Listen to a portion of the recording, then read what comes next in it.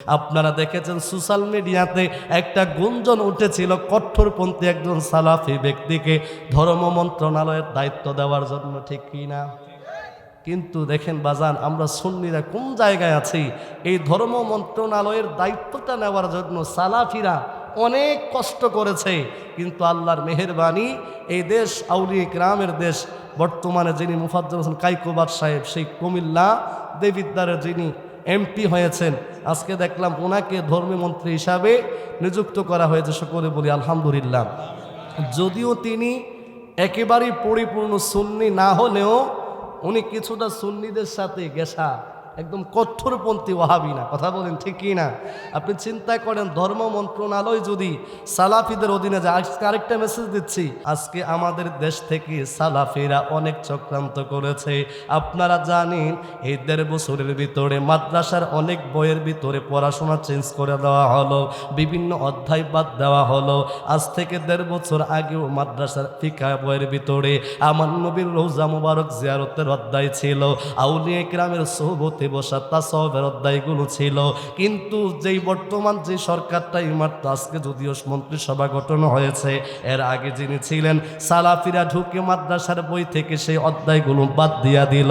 আপনারা দেখেছেন সোশ্যাল মিডিয়াতে একটা গুঞ্জন উঠেছিল কঠোরপন্থী একজন সালাফি ব্যক্তিকে ধর্ম মন্ত্রণালয়ের দায়িত্ব দেওয়ার জন্য, ঠিক কি না?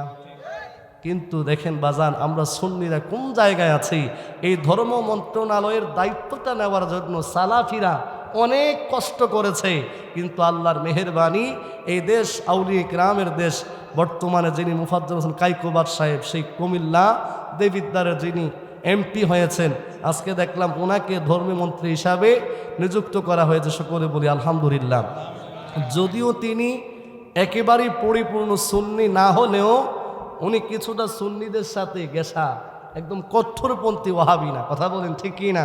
আপনি চিন্তা করেন, ধর্ম মন্ত্রণালয় যদি সালাফিদের অধীনে যায়। আজকে আরেকটা মেসেজ দিচ্ছি, আমাদের যে রমজানের যে ক্যালেন্ডার হচ্ছে ইসলামিক ফাউন্ডেশনে এই বছরের, আমার ভাই হয়তো জানেন যে ইসলামিক ফাউন্ডেশন ইফতার এবং সাহারির যে সময়সূচিটা দিয়েছে, এটা একদম কাটা নির্ধারিত টাইমে তারা দিয়ে দিয়েছে। অথচ গত বছর এবং এর আগের বছর একটা সতর্কতামূলক ইফতারের সময় হওয়ার 2 মিনিট পরে ইসলামিক ফাউন্ডেশন থেকে দিয়েছিল, এবং সাহারির সময় শেষ হওয়ার কয়েক মিনিট আগেই শেষ সময় দিয়েছিল। কেন? সতর্কতার জন্য, ইমানদারের রোজা যেন ভেঙে না যায়। কিন্তু এই বছর ইসলামিক ফাউন্ডেশন থেকে যেই সাহারি এবং ইফতারের সময়সূচিটা বের হয়েছে, এটা এমনভাবে বরাবর কাটা টাইমে তারা দিয়ে দিয়েছে।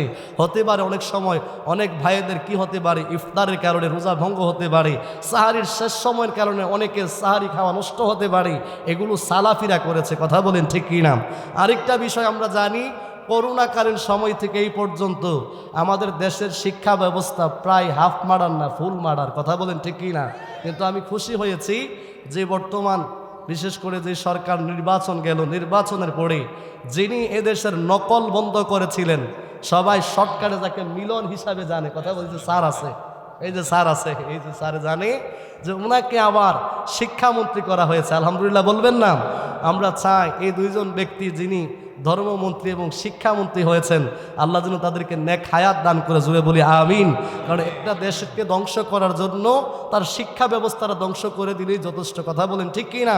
পাশাপাশি আজকের এই অঞ্চল থেকে বিশেষ করে আল্লাহর ওলি হজরতে আব্বাস আলী রহমাতুল্লাহি আলাইহি ওনার উর্সে পাক থেকে আমরা একটা দাবি জানাতে চাই, যেই সরকার অন্তর্বর্তীকালীন সরকার ইউনূস সরকারের আমলে ইসলামিক যেই মাদ্রাসা বোর্ড থেকে যেই অধ্যায়গুলো আকাইদ ফিকা বই থেকে বাদ দেওয়া হয়েছে, বর্তমান সরকার যেন নতুন সংস্করণের ভিতরে সেই অধ্যায়গুলো পুনরায় এই বইয়ের মধ্যে যেন জায়গা করে দেয়। কেন? কারণ এদেশে ইসলাম এসেছে আল্লাহর ওলিদের মাধ্যমে। কথা বলেন ঠিক কি না? মানুষের তাসকিয়াতুন নফস, মানুষের আত্মার পরিশুদ্ধতা করতে হলে আল্লাহর ওলিদের সোহবতে বসতে হবে। কথা বলেন ঠিক কি না? আর নবীজির দরবারে না গেলে ইমানদার হওয়া যায় না। রওজা শরীফের গুরুত্ব তারা কেটে দিয়েছেন। বোঝা গেল সুকৌশলে ইমানদার মুসলমানদেরকে, আমাদের সন্তানদেরকে সালাফি বানানোর জন্য, ইসলামের বিরুদ্ধে যাওয়া নেওয়ার জন্য তারা পাইতারা এবং ষড়যন্ত্র করছে। কথা বলেন ঠিক কি না? আল্লাহ যেন এই ধরনের চক্রান্ত থেকে, ষড়যন্ত্র থেকে আমাদের সুন্নিদেরকে হেফাজত করে, ইসলামকে হেফাজত করে। আমার ভাইজান চলে আসছেন, সুতরাং আমি আর সামনের দিকে আলোচনা কন্টিনিউ করছি না। আমার কথায় বাচনভঙ্গিতে কেউ যদি কষ্ট পেয়ে থাকেন আল্লাহর হস্তে ক্ষমা করে দিবেন। আমি শামসুল আলম হোসাইনি, আমার জন্য দোয়া করবেন। আমার আম্মা নাই, আমার আম্মার জন্য খাস করে দোয়া করবেন। আমার আব্বা জান আছেন, আল্লাহ যেন আব্বার নেক হায়াত দান করে। পাশাপাশি আমার ভাই কারি মুফতি আশরাফ আল ফারাবি সাহেব, উনি আপনাদের এলাকার সন্তান হলেও তিনি আলো দিচ্ছেন আমাদের এলাকায়, আলহামদুলিল্লাহ বলবেন না? আপনারা জানেন একইভাবে এক একজন মানুষ এক এক জায়গায় আলোকবর্তিকা হয়ে যায়। আল্লাহ যেন এই আশরাফ আল ফারাবিকে দিনের উচ্চ মাকাম দায়ী হিসাবে কবুল করে, জুড়ে বলি আমিন। আপনাদের এলাকার সন্তান, তাকে যত্ন করবেন। এই রত্ন একদিন আপনাদের এলাকার জন্য উজ্জ্বল নক্ষত্র হয়ে উঠবে ইনশাআল্লাহ, আমি সেই প্রত্যাশা রাখি। এই বলে আমি আজকের মতো আপনাদের থেকে বিদায় আরজ করছি। আসসালামু আলাইকুম ওয়া রাহমাতুল্লাহি তাআলা ওয়া বারাকাতুহু ওয়া মাগফিরাতুহু।